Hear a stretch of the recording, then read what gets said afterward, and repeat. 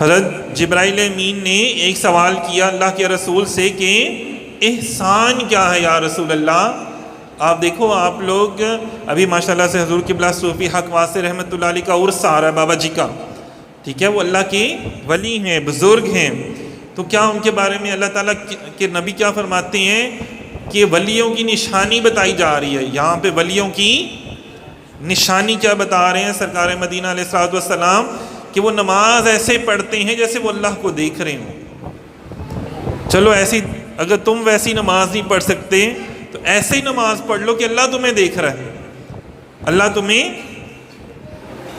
فرمایا سورہ نحل کی آیت نمبر 128 میں یہی اہل احسان کے بارے میں فرمایا، اہل احسان جن کو آج اہل تصوف کہا جاتا ہے، نام چینج ہو گیا نا، نام چینج ہو گیا، اہل تصوف، یہاں پہ اہل احسان، اہل احسان کو ہی اہل تصوف کہا گیا۔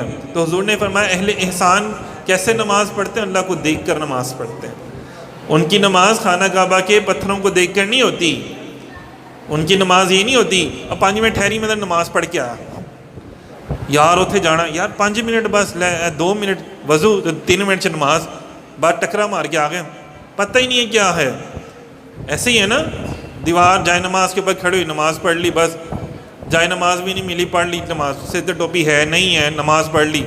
کہتے ہیں نا سر تے ٹوپی تے نیت کھوٹی کی لینا، ٹوپی سر تر کے، چلے کتے پر رب نہ ملیا، چلے کتے پر رب نہ ملیا۔ سرکار فرماتے ہیں چلے تو دور کی بات ہے، نماز ایسے پڑھو، چلے تو ایکسٹرا عبادت ہے، اور سرکار فرماتے ہیں جو فرض عبادت ہے وہی ان کی اتنی کامل ہوتی ہے کہ وہ جب ابھی وہ نماز ہے، فرض ہے، وہی اتنی کامل ہے کہ جناب اللہ کو دیکھ کے پڑھ رہے ہیں تو آگے کا عالم ہوگا۔ کیسے دیکھیں ذرا مثال دیکھیں، حضرت امام اعظم امام ابو حنیفہ کی بڑی پیاری مثال ہے کہ مسجد میں نماز ادا کر رہے تھے، اچانک چھت سے ایک سانپ گر پڑا، تمام لوگ مسجد سے نمازیں توڑ کر بھاگ گئے اور آپ سرکار ویسی نماز پڑھ رہے ہیں۔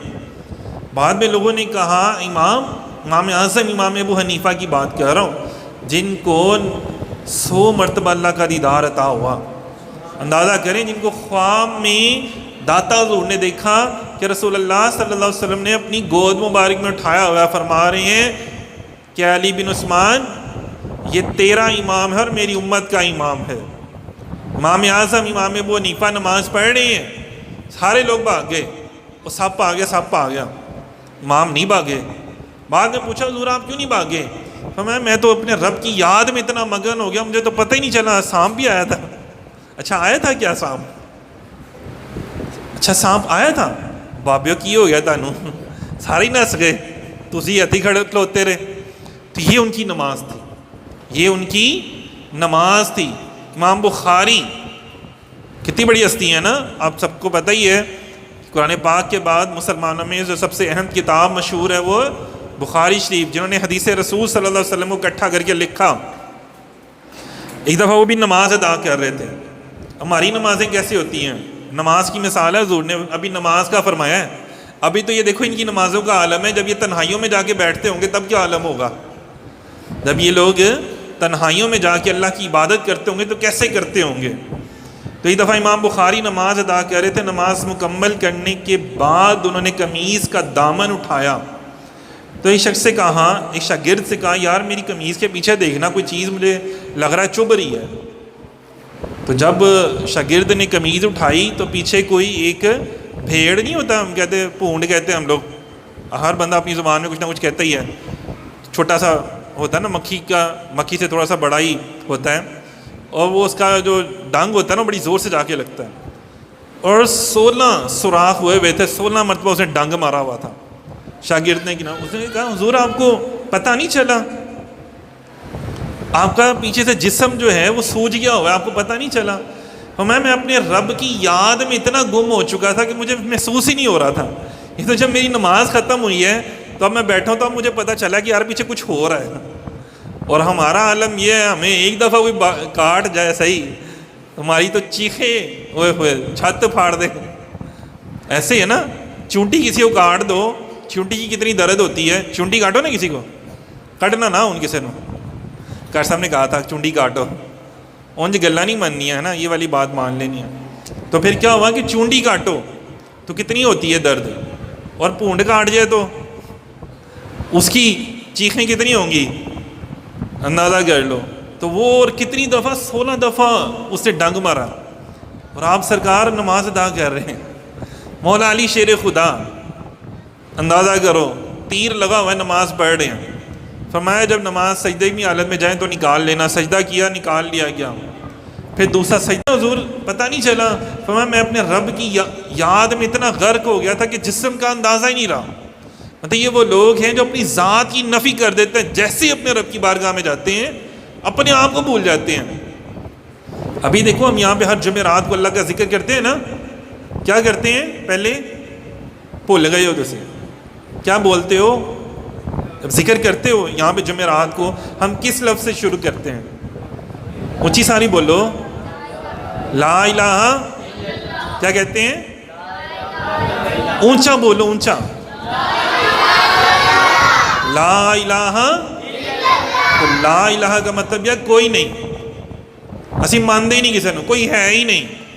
اسی لیے آپ کو کہتا ہوں نا کہ جب یہاں پہ ذکر شروع کرو تو بھول جاؤ کہ ادھر کوئی اور بھی بیٹھا ہوا ہے، کوئی بیٹھا نہیں ہوا ہے میرے نال، کوئی بھی میرے ساتھ نہیں بیٹھا ہوا، بس میں ہوں، میرا رب ہے۔ جیسے لائٹ بند ہو، ذکر شروع ہو، لا الہ، بھول جاؤ اسی ٹائم، کوئی بھی نہیں میرے ساتھ بیٹھا ہوا، نہ کوئی آگے نہ کوئی پیچھے، میں اکیلا اس کمرے میں بیٹھا ہوا ہوں اور میرا اللہ میرے سامنے۔ لا الہ الا اللہ، کہ نہیں کوئی معبود اللہ پاک جی، کوئی بھی نہیں ہے، تو میں اور آپ ہی ہیں بس۔ الا اللہ، الا اللہ، کہ اللہ تعالیٰ، پھر ہم کیا کہتے ہیں؟ صرف الا اللہ کا ذکر کرتے ہیں۔ جب اس بات کو ہم یقین سے کر لیتے ہیں نا، اپنے دل و دماغ کو بٹھا دیتے ہیں کہ نہیں کوئی معبود، نہیں کوئی الہ، اللہ تعالیٰ بس میں اور آپ ہیں، آ کریے بیٹھ کے پیار دیاں گلاں، آ کریے راز دیاں گلاں۔ اور حضور علیہ الصلوۃ والسلام غار حرا میں راز کی باتیں کرنے جاتے تھے، کتنی بڑی بات ہے نا، راز کی باتیں کرنے کے لیے تشریف لے کے جاتے تھے۔ ضمن عرض کہہ رہا ہوں کہ وہ اکثر ہم پڑھتے ہوتے ہیں نا کہ جبرائیل جب تشریف لائے، پہلی وحی نازل ہوئی، فرمایا اقرأ بسم ربک الذی، پڑھ۔ ایک دفعہ کہا حضور خاموش رہے، دوسری دفعہ کہا خاموش رہے، تیسری مرتبہ فرمایا اقرأ بسم ربک الذی خلق، یا رسول اللہ اپنے رب کے نام سے پڑھیے جس نے آپ کو، مجھے سب کو تخلیق کیا۔ تو عاشقوں نے بڑے پیارے سے انداز میں بڑی اس کی تشریح فرمائی ہے کہ جب پہلے جبرائیل نے عرض کیا نا پڑھ، تو میں وہ پڑھوں جو اللہ نے تجھے دے کے بھیجا ہے، وہ پڑھوں جو اللہ نے تجھے دے کے بھیجا ہے۔ پھر فرمایا پڑھ، فرمایا وہ پڑھوں جو میرے اور میرے رب کے درمیان میں ہے۔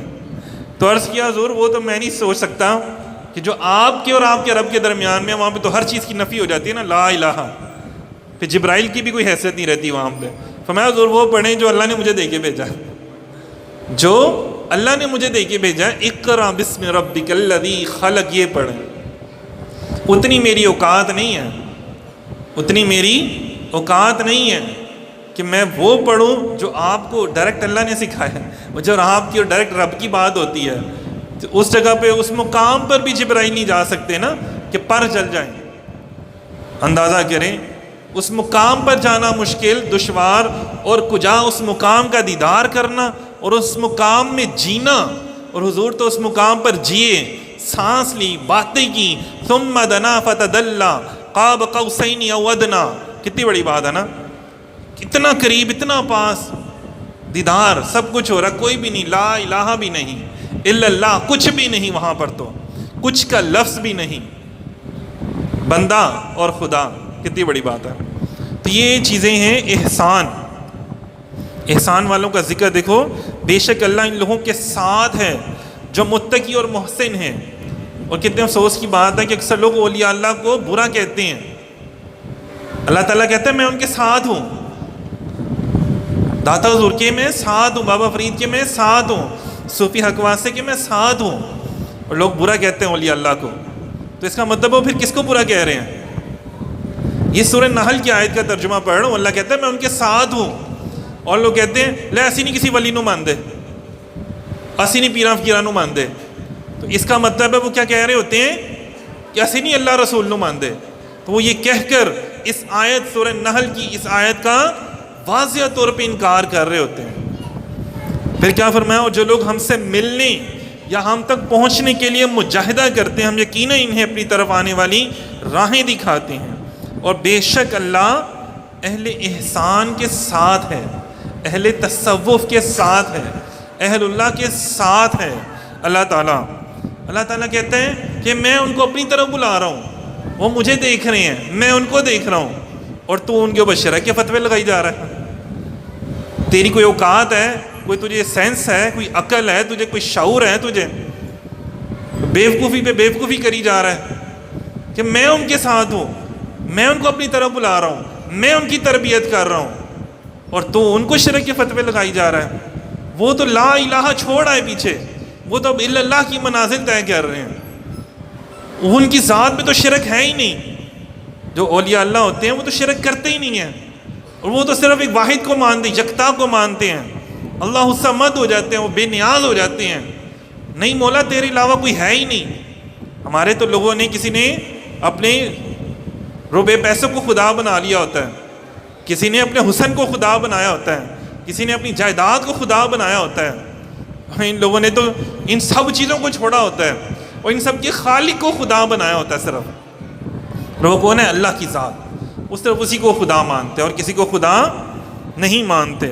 اور پھر فرمایا، اللہ نے ان کی محبت کے بارے میں فرمایا سورہ بقرہ آیت نمبر 165 میں، والذین آمنوا اشد حبا للہ، اور جو لوگ مومن ہیں اللہ ہی سے شدید محبت کرتے ہیں۔ اور جو اللہ سے شدید محبت کرتا ہے، آپ اس کے اوپر کفر کے فتوے لگا رہے ہو۔ اللہ کہتے ہیں جو لوگ مومن ہیں اللہ ہی سے، ایک ہوتا ہے آمنو ایمان والا، ایک ہوتا ہے مومن، اور پھر اس سے بھی اوپر کہ اللہ ہی سے شدید محبت کرتے ہیں۔ لوگ کہتے ہیں عشق کا لفظ نہیں ہے، شدید محبت کیسے کسی میں؟ پھر شدید محبت ہوتی کیا ہے؟ اندازہ کرو، یہ شدید محبت نہیں ہے۔ فصلیں پکی ہوئی ہیں، سب کچھ کھڑا ہوا ہے، سب کچھ ہے، فصلیں کاٹنی ہیں جا کے، روزے بھی ہیں، روزہ بھی رکھا ہوا ہے۔ اللہ کے نبی فرماتے ہیں کہ چلو بھائی جنگ کے لیے جانا حکم آ گیا ہے۔ بدر کے مقام پر 160 میل دور، مدینہ پاک سے 160 کلومیٹر کا فاصلہ ہے، اور کافی ہوتا ہے چل کے جاؤ تو۔ اگر چل کے جاؤ، اس دور میں چل کے جاتے تھے، بھاگ کے، گاڑیاں تو تھی نہیں نا بھائی، ریل گاڑی بھی نہیں تھی، کچھ بھی نہیں تھا۔ اللہ تعالیٰ سب کو توفیق عطا فرمائے۔ تو 160 کلومیٹر دور مدینے سے بدر کا مقام، اور کیا ہے؟ شدید محبت حضور سے۔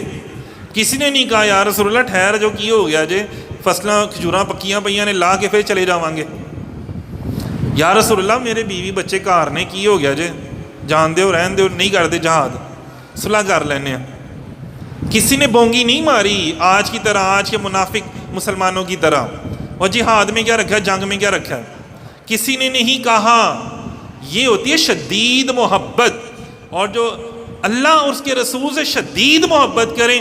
افسوس کی بات ہے آج انہی صحابہ کے بارے میں غلط باتیں لوگ کر رہے ہوتے ہیں۔ اللہ تعالیٰ کہہ رہے ہیں وہ شدید محبت کرتے ہیں، اور لوگ بھونگیاں مارتے ہیں کہ نہیں انہوں نے اے نہیں پتا سی، تو انہوں نے اے نہیں پتا سی، انہوں دی آپس چ لڑائیاں سن۔ اور بھائی پہلے اپنے جمن والوں کو تو پتہ کر لو تمہارے جمنے والے کون ہیں۔ تو مطلب یہ چیزیں ادب سکھایا گیا ہمیں۔ یہ حدیث جبرائیل جو میں نے آپ کو بیان کی، اس میں سارا ہی ادب ہے۔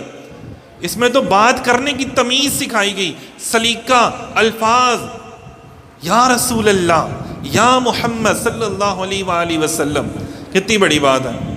اور ہمارے یہاں پہ تمیز ہی، اخلاق کا جنازہ ہی نکال دیتے ہیں ہم لوگ تو، نہ استاد کے سامنے، نہ مرشد کے سامنے، نہ ماں باپ کے سامنے۔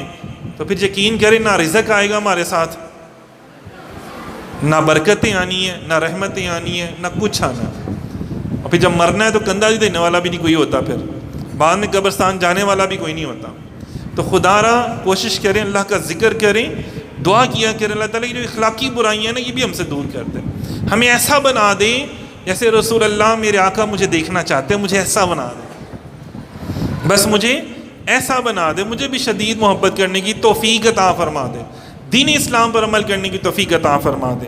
تو آئیں چلیں، جیسے یہ حدیث پاک میں حضور نے بیان فرمایا نا کہ اللہ کی عبادت ایسے کرو کہ تم اللہ کو دیکھ رہے ہو، ایسے تھوڑا سا محسوس کرتے ہیں لا الہ الا اللہ کر کے۔ بہت شکریہ، جزاک اللہ۔ اس کے حوالے سے لائٹ